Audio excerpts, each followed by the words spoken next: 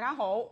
我係力他平台嘅主理人，咁我叫正俊，咁我英文名叫 Kathy。咁其實今日好過癮一樣嘢係，我終於可以用我個母語粵語錄第一期我哋嘅訪談啦。咁我今日都超級無敵感謝阿 Kevin 喺百忙之中可以抽出時間參與呢一個訪談。咁事不宜遲，我哋會將鏡頭交俾我嘅博士導師 Kevin 嘅。Kevin，咁好多謝你今日可以上我哋力他平台參加個咁樣嘅採訪啦。咁你可唔可以同我哋啲觀眾簡單介紹一下你自己？好啊，好。咁啊嗱，多謝你嘅邀請啦 Kathy 係啦。咁我就係Kevin 啦，係啦。咁啊全名係容偉浩。咁而家喺香港教育大學裏邊咧，係擔任緊副教授呢一個職位嘅，亦都係呢一個嘅我哋 Department of Curriculum and Instruction 啊，即係呢個課程與教學學系嘅副系主任啦咁樣。咁我主要做緊嘅研究方向咧，就係關於補習或者課外學習。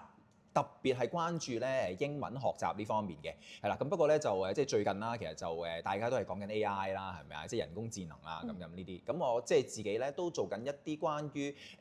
AI 呢一樣嘢，會唔會可以係一個即係一個補習嘅平台咁樣，令到一啲特別係低收入家庭嘅學生咧，佢可能即係冇錢去俾真人補習啦，咁樣係啦。咁可唔可以透過 AI 可以幫到佢哋喺課後裏邊更加鞏固到自己學習嘅即係啲嘅知識咧咁樣？因為你啱啱係講咗話，你最近係搞緊 AI 可以賦能幫助到弱勢群體嘅補習啊嘛。咁其實我知道你嘅經歷就係由你讀本科，再讀 master， 再讀PhD， 咁你都係香港大學嘅資優生嚟嘅。咁你個經歷其實係非常之優秀啦。咁我相信你身邊其實都會係好多嘅一個資優生或者係成功人士啦。咁既然你已經喺呢個圈層，咁其實某程度上弱勢群體離你嘅收入同埋離你嘅生活其實係比較遠。我想問係當時有啲乜嘢喚醒咗你嘅意識，要去關注呢個群體，有發心去做呢個項目？嗱，咁我先講一下啦。其實我就我唔會認為我自己由細到大都係一個資優生嚟嘅，係啦。咁其實咧我嗰陣時中學讀書嘅時候咧，其實都幾辛苦嘅，係啦。即係咧我咧，即係雖然好有幸啦入到香港大學啦咁樣，但係其實咧中學呢個階段都經歷咗好多失敗嘅，係啦。咁咧譬如考試考得唔好啦，可能要即係跟住就要再可能考翻好啲啦咁樣啦，係啦。咁跟住其實咧我就即係雖然都叫掹車邊入到香港大學啦，其實我咧坦白講都靠補習嘅。係啦，即係我自己都係一個香港教育制度好考試為本嘅呢一個嘅系統裏邊出產嘅一個人嚟嘅，係啦。咁所以咧就係啦，咁一路讀上去，即係反映翻自己經歷嘅時候，發覺其實補習即係有佢幫到我嘅地方，但係亦都係衍生嘅一啲社會嘅問題咯，咁樣係啦。咁跟住一路去到大學畢業啦咁樣，咁我就咧即係機緣巧合底下咧就入咗去大型補習社嗰度做，係啦。咁就主力係教英文咁樣，係啦。咁啊教咗大概3-4年咁啦，都見到其實即係補習呢個行業喺香港咧都有佢嘅即係好大競爭啦，係啦咁樣。咁當然係幫到即係唔少學生去到考好個試嘅，但係對於佢哋嘅學習嚟講咧咁樣，即係我可能見到好多學生就係佢其實識考好個試，但係原來佢哋唔係真係知道嗰個學科嘅內容。或者考好英文嘅時可攞到高分，但係唔代表佢真正喺生活上面用到英文，係啦。咁呢個令我好多反思咯，係啦。咁所以我讀碩士嘅時候咧，咁就即係攞呢一個課題咧嚟到去做一個嘅論文，係啦，就了解一下究竟香港中學生學英文嘅一個經歷係點咧？特別係呢一個補習嘅補習社入邊，佢哋學英文嘅時候嗰個學習動機啊，佢哋嘅學習經歷啊等等係點樣咧？咁跟住衍生到我去到讀博士嘅時候，係啦，咁亦都係即係做住呢個課題去到做研究咁樣咯，係啦。咁嗱，翻去你頭先嗰個問題啊，即係點解我會開始去到做一啲可能一啲低收入家庭嘅同學係啦，因為其實我一路做研究嘅時候其實都好多嘅講法就係喂，有錢有得補習，冇錢就補唔到習，係啦。咁冇得補習、冇錢補習嗰啲，咁咪好蝕底咯，係咪？但其實即係我一路都喺度諗緊呢個問題啦，咁樣。咁咧就我諗我做咗研究，即係我讀完博士啦，咁就好順利咁樣就即係揾到份教職啦，喺教育大學啦咁樣，係啦。咁都有唔少嘅機構係啦，對於呢個補習嘅課題咧好有興趣。咁其中一個咧就係一啲 NGO 嚟嘅，係啦，嗰啲叫做非營利組織係啦，冇錯係啦。咁佢咧就聯絡我問我其實我哋一路咧係即係提供一啲免費補習俾一啲低收入家庭嘅學生。咁我哋咧有一啲教學嘅嘢，可能想請你去做一個顧問嗯咁樣係啦。咁我就開始咧去到即係接觸呢一個嘅NGO 啦咁樣係啦。咁就即係亦都趁住呢個機會，可能了解一下低收入家庭嘅學生，佢哋其實有啲乜嘢困難咧咁樣係啦。咁佢哋係啦，咁有個免費導師去到幫佢哋去到補習，咁佢哋又係咪真係學到啲乜嘢，亦都去幫到佢哋啲乜嘢？佢哋嘅學習動機又點咧？等等，咁就開始喺呢方面做相關嘅研究啦。係啦，咁跟住一路做相關研究嘅時候，我發覺啊，其實好多嗰啲嘅即係低收入家庭嘅學生咧，佢哋咧俾得起錢去大型補習社補習嘅學生，更加珍惜有得補習嘅機會。係啦，亦都我了解咗好多嗰啲導師其實都係義工嚟嘅，即係佢哋義務，可能係退休人士或者係一啲可能大學生，佢哋唔使賺錢，即係佢哋唔介意賺唔賺到錢，佢哋做一個義工去到幫呢啲學生去補習係啦。咁其實嗰個師生關係咧，其實唔係淨係一個補習導師同埋學生咁簡單，唔係淨係教佢補習咯，而係我哋話一個 mentor 係啦，即係可能係一個人生導師啊，係啦，令到佢哋咧即係可能低收入家庭嘅學生。即係研究都指出，其實佢哋傾向嘅自信心冇其他人，即係冇其他有錢嘅學生咁高，可能偏低少少。咁點樣喺佢哋嘅學習過程裏邊咧，提升佢哋嘅學習嘅，除咗學習動機之外，佢哋學習嘅呢一個嘅自信心啦，係啦，同埋佢哋可能會俾更加多嘅資源，佢哋點樣可以利用自己嘅能力去到揾更加多嘅資源幫助自己嘅學習咧，等等。咁呢一個導師其實係啟發到佢哋好多㗎咯，可以係啦。咁所以跟住就會令到呢啲學生好似自我賦能咁，令到佢更加有動力去學。咁但係後來嘅話，你就慢慢做研究深入，你就覺得如果係靠人力嘅話，始終可能會有啲慢。咁會唔會有部分係可以由 AI 會幫到手咧？係咪咁樣個過程啊？係啦，因為咧其實即係佢哋即係啲同學啦，咁當然派到個導師俾佢就梗係好啦，係咪？但係我哋可以諗下嗰啲導師係義工，佢哋雖然有心，但係唔一定係好似返工咁樣，佢哋一定可以幫，即係個星期去到個同學個屋企，或者係幫到佢哋手咁樣。咁有啲甚至乎係一路喺度，即係 waiting list 咁樣等緊被分配一個導師添咁樣。咁我就或者眼見到咁嘅情況啦，咁樣係啦，會唔會就係因為我同嗰個機構其實都有啲 project 啦，去到幫佢哋去開發一啲嘅網上學習系統。係啦，其實自我諗由21年開始啦，係啦，嗰陣時即係大家都係講緊科技教育啊等等呢啲㗎啦，係咪？但係嗰時仲未出即係生成式嘅 AI 㗎嘛，係啦。咁應該大概21-22年度咧，我哋喺同佢合作緊呢一啲嘅 online learning platform 嘅一啲嘅 project 嘅時候咧，咁就 AI 突然間好盛行啦，係啦。咁我哋就即係再諗緊就係會唔會有機會可以用 AI 再幫多啲咧咁樣，係啦。即係你係其實我哋總結翻啊 Kevin 佢講嘅就係話，佢因為自身佢做過補習老師，咁然之後佢會清楚補習入邊呢個體系入邊嘅話，嗰啲補習嘅同學嗰啲學習動機，咁然後佢研究咗呢個板塊之後，因為補習嘅人係五花八門，就細分出有一部分係相對家庭條件冇咁好嘅一啲弱勢群體，咁再令到佢發生咗，咁既然佢係弱勢群體，我而家有資源，我可以點幫佢哋？咁然之後佢就再去做細分嘅，去研究嘅係點免費嘅呢啲導師點樣係人力咁樣幫助佢哋去補習。咁但係隨住時代嘅發展，以及佢睇到咗人力嘅一啲不足同短缺之後嘅話，再加埋喺呢個 AI 嘅時代，佢就慢慢就去諗，咁 AI 又可以點樣賦能呢部分嘅學生呢？既然其實佢哋雖然家庭條件一般，但係嘅話佢哋係好有衝勁、好有學習動機嘅，所以佢而家就往住一個咁樣嘅方向去研究，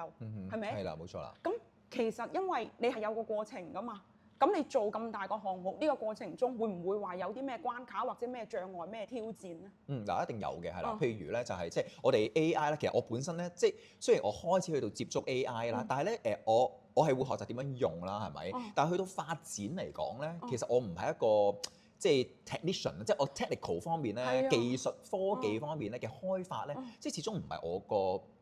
我在行嘅嘢嚟㗎嘛，我其實要好依賴一啲嘅collaborator 啲合作嘅人啦，咁樣去到佢係負責 technical 嗰 part，我係負責課程內容嗰 part，係啦。咁有陣時我心目中一啲要求係啦，即係譬如話我要咧就係啲學生一用個系統嘅時候咧，可以自己咧去到生成多一啲同佢哋考試有關嘅題目咁樣，即係佢未必做得好完美，或者未必做到我心目中可能即係可以做到嗰個嘅版本咁樣咯。係啦，咁但係即係對於 technical 嗰啲嘢，我嘅控制又唔係即係可以好多咯咁樣，係啦，呢個就係即係其中一個挑戰啦，可以話係啦。咁同時之間啦咁樣即係始終technology 或者係即係 online 呢啲嘅系統啦咁樣，始終咧如果個學生去用咧，都好靠佢哋自己嘅自學動機。係啊，因為你冇個人去逼佢哋去做嘢，逼佢哋去上堂，係啦。咁始終咧，即係對於某一啲嘅同學嚟講，可能佢哋嘅學習動機唔係超級高嘅話咧，佢都真係會 prefer 一個真人導師去教佢咯，係啦。咁所以呢一個就係啦，我哋就開發到一啲可能好有用嘅嘢，譬如我哋派俾300個同學，咁可能得100個會用，係啦。其餘嗰200個咧，可能我唔想試啊咁樣咯，係啦。咁而家目前嘅呢一啲屏障或者障礙，會唔會有更好嘅解決辦法，即係 solution， 定係話都係邊走邊觀望？嗱，其實一定係邊走邊觀望嚟，因為而家 AI 一路喺度發展緊。我今日知道有呢一個有呢一個 feature 係咪有呢個嘅功能咁樣？哇！聽日原來已經係勁咗10倍㗎啦，已經或者係有好多第二啲功能出嚟㗎啦咁樣。咁所以即係絕對就係我哋一路去到做啦，一路做一啲嘅開發啦，咁樣係啦。而同時之間亦都係一路要喺度追啊！嗱，追其實都係一個挑戰嚟㗎，係啦，即係點追啊？係啦，點樣追咧？係嘛？即係始終我都話我自己研究或者教學要做啦，咁樣亦都係好靠一啲即係做開 EdTech 嘅collaborator 一啲合作嘅人啦，係啦，去到一路喺度話喂。佢成日都 send 嘢俾我，即係我有個朋友啦，咁樣係啦，同我合作開 send 嘢俾我。喂，而家邊度又出咗呢個功能咯喎，咁樣係啦。咁一路去到inspire 我嘅時候，去到諗下我下一步可能就會咁樣去改變嗰個嘅學習平台啦，咁樣係啦，即係等等呢一啲係啦。咁係啦，所以呢一度咧，我哋都一定要喺度不斷學習咯，其實。所以我就係話邊走邊觀望，跟住又邊去改進，一個咁樣嘅一個過程。係。咁我覺得其實雖然佢話而家佢呢啲嘢係進行緊嘅，即係佢都知話冇一個終點嘅，因為時代喺度變啦。但係其實點解我想去採訪佢，以及點解我想去用呢一個即係 AI 賦能弱勢群體嘅補習做開頭嘅第一條，就係因為我哋知道我哋喺賦能女性嘅時候，女性好大一個群體係母親，佢哋係一群比較擔心子女嘅教育嘅咁樣嘅一個群體。咁如果我睇到我哋呢條片嘅一啲媽媽們，佢處於呢個階段，或者係佢知道就係話其實你都唔使灰心嘅。雖然你個仔女未必話而家係1對1咁私補，或者係話佢會花巨額嘅學費去補呢科嗰科，但係佢意識到就係話原來而家 AI 可以幫到佢個細路嘅學習，有咁多嘅情況下，佢起碼可以多一條路去揀，即係多咗一個咁樣嘅選擇，俾到佢哋信心同埋力量。因為如果唔係嘅話，佢可能就覺得死啦，人哋有得補，咁我個仔冇得補。但係而家國內同埋香港嘅 DSE 同埋香港同埋大陸嘅高考難度都咁大情況下，其實佢哋要考到大學都唔係容易㗎嘛。咁但係呢一個個案就俾到我哋一啲，因為其實佢香港做呢一塊嘅話，佢係有佢自己嘅一個 project 啦，有成套體系各方面啦。咁所以我都想問翻 Kevin 就係話，你覺得你啱啱做嘅呢一個 project 會唔會話有啲乜嘢可以俾到內地教育培訓機構一啲建議呢？呢個方向嗱，我覺得咧方向嚟講咧 AI 一定係一個大方向嚟㗎啦，咁樣。咁其實我之前咧都啱啱3月啦，咁樣係啦，咁我都有機會去到北京啊、上海啊，咁樣去到即係拜訪一啲嘅大型嘅培訓機構係啦。其實佢哋咧用 AI 咧，其實都真係用得好犀利㗎，已經係啦。咁除咗嗱，其實佢哋可以派喺學校入邊用添，係啦，即係譬如點樣去到幫英文老師改文、改作文，係啦咁樣。咁當然即係我睇個效果咧，其實係唔錯，但係唔係完美，當然有改進嘅空間啦，係咪？而同時之間咧，咁當然即係嗰啲嘅產品亦都可以俾屋企去到用啦。但係你講得啱，其實咧即係媽媽啦，係啦，即係特別係媽媽，因為可能即係比較對小朋友比較多啦，係咪啊？即係我唔知係咪有啲 stereotype 咗佢啦，而家係啦，即係唔係嘅。咁做阿媽都唔關心個仔女，邊個關心仔女啊？係咪啊？係咯。嗱，咁但係即係家長啦，係啦，即係對即係點樣去到協助小朋友去到用呢一個嘅工具咧，其實都好緊要，特別係即係小學啦，係咪？即係比較細個啲嘅同學啦，咁樣佢未必會識用噶嘛。所以其實嘅家長去到同佢哋係用呢一啲嘅科技嘅產品，甚至乎譬如我哋講學英文啦，咁樣係啦，即係同佢一齊去睇個故事係咪啊？即係講故事咁樣係啦。咁即係阿媽都可能要覺得好有趣，個故事內容好有趣，先至會提升到學生個學習動機㗎嘛。係啦，如果你阿媽自己都睇到瞌晒眼瞓嘅時候，係咪個小朋友就講點解我要睇咧？咁樣你都覺得咁悶囉咁樣咯。即係所以，如果我哋講緊係一個校外嘅一個嘅情況底下咧，即係家長嗰個角色係非常之緊要咯。係啊。所以你嘅意思就係話，如果處於呢個時代，你觀望，你睇到嘅係其實內地好多大型補習機構，佢已經上線咗一啲 AI 去幫學生補習嘅時候，其實就係家長都要跟蹤翻呢個角色、呢個功能。係咁樣嘅話，佢又有補，學校又有用，跟住翻到屋企嘅時候，家長又有去協助，咁樣三方嘅話，個效果就會更加好。係啦，嗱呢個正正就係咧，我啱啱一個上年畢咗業嘅博士學生啦。咁其實佢咧嘅課題正正就係做家長點樣去到協助，即係唔一定協助啦嚇，即係家長嘅我哋話 parents agency， 家長嘅能動性係啦，即係佢哋點樣去到作一個決定係啦，去到點樣即係佢哋 send 唔 send 啲小朋友去補習啦？第一，如果係send 啲小朋友去補習嘅時候，咁佢哋又點樣去到協助個補習老師可能派翻嚟嘅功課係啦，咁點樣去到即係幫助佢哋去到？我哋話 maximize 嗰個補習嗰個嘅效能啊，係啦，即係令到佢哋最有效果啦，咁樣係啦。咁我哋睇到咧就係個研究嘅發現，其實即係當然家長嗰個角色係好緊要噶嘛，係啦，因為譬如個家長可能就係有陣時有啲攞咗嗰啲補習功課翻嚟，有陣時嗰啲補習導師其實係直情要依賴翻個家長轉頭嗱，我出咗呢個功課噶啦，你真係好靠你去到睇住佢做㗎，咁樣係啦。咁如果有啲家長就覺得好啦，我去做啦，但係如果一個補習導師佢係咁依賴翻個家長轉頭嘅時候，有啲嘅家長佢會覺得我俾得錢你嘅喎，係咪啊？咁你又要揾翻我去做咁樣，係啦。咁所以有啲可能補下都唔想再補㗎啦，係啦。咁但係有啲咧覺得我都有我嘅責任嘅咁樣，係啦。咁我就可能都點樣都要。咁個老師個導師叫我做啲乜嘢去幫我個小朋友，我都盡量做啦，咁樣係啦。咁但係當然即係家長自己都有好多限制啦，佢時間啦，究竟係咪即係能力上面幫到啦，咁樣係啦，等等呢一啲都係一啲因素嚟嘅，係啦。咁即都係咯，咁樣究竟我哋即係家庭同埋如果有補習嘅時候，點樣去到配合翻咧？咁樣係咧，呢個都係一個好重要，我哋要思考嘅地方。因為其實睇我哋平台嗰啲嘅話，中年女性嘅話，大多數都有咗小朋友㗎啦。咁佢呢條片出咗之後嘅話，其實可以俾佢哋一個角度，就係話，基本上而家喺內地嘅話，好多媽咪都會送自己小朋友去補習啦。但係關於你呢個補習效果啊，點樣提分或者各方面嘅話，除咗呢個補習老師同埋學校之外嘅話，即係佢自己自身作為父母嗰環嘅角色係乜嘢？咁啊 Kevin 啱啱就俾到咗啟發我哋啦。咁佢都講咗，咁 Kevin 嗱，我想往下去追問一個問題，就係話，因為我哋知道當年嘅話，咁其實你係做補習老師嘅時候，你補習嘅話，做補習已經去到可能係補習天王嗰個位，咁即係帶咗好多人係出分嘅。咁但係有人出分，就有人係未出分，或者係其實一個細路，即係一個學生佢嚟補習要出分係在路上嘅，即係喺呢個過程中嘅。我覺得你應該係會目擊到比較多焦慮嘅母親，即係話焦慮嘅家長。我想講你會即係經你自己過來人嘅經歷，就係其實而家喺呢個大環境學業壓力下焦慮嘅唔一定係小朋友，焦慮嘅亦都可能係父母啊嘛。你會對呢啲喺補習路上可能仲係未完美出到分，但係又可能比細路仔仲焦慮嘅父母，你會同佢哋講啲乜嘢？嗱，我覺得咧，即係焦慮大家都會㗎啦，係咪啊？即係家長小朋友大家都好焦慮嘅，係嘛？咁但係咧嗱，我如果係講緊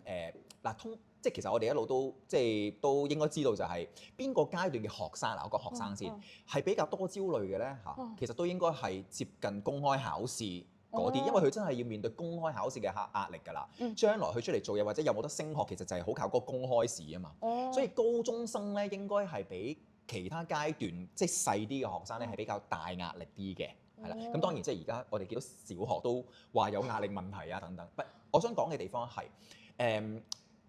家長又點咧？咁樣係啦，其實咧當然，我覺得如果你個小朋友比較細嘅時候，家長緊張啲都係無可厚非。但係當你個小朋友一路大嘅時候，我建議其實可以放手多少少。特別係去到學生啦，上到去高中階段，佢已經自己面對緊一個升學嘅壓力或者考試嘅壓力。你作為一個家長仲咁焦慮、仲咁緊張嘅時候，你會只不過係即係大家都一路將嗰個嘅焦慮咧去到我哋話 reinforce 啊，係啦，一路去到互相加劇啊，係啦，咁其實幫唔到件事。咁不過咧嗱，我亦都做嗰個研究係啦，係關於即係訪問香港嘅家長係啦，咁佢哋嘅小朋友都係高中生嚟嘅係啦，咁其實都係好佢哋嗰個嘅睇法啦係啦，都係好diverse 我哋話係啦，好唔同嘅係啦，即係譬如有啲家長，不過我覺得即係大部分嘅家長，我起碼我去訪問嗰10幾個啦，即係一個細啲嘅規模嘅研究，我訪問嗰10幾個嘅家長，咁其實咧即係大部分其實去到高中嘅階段咧，佢哋都覺得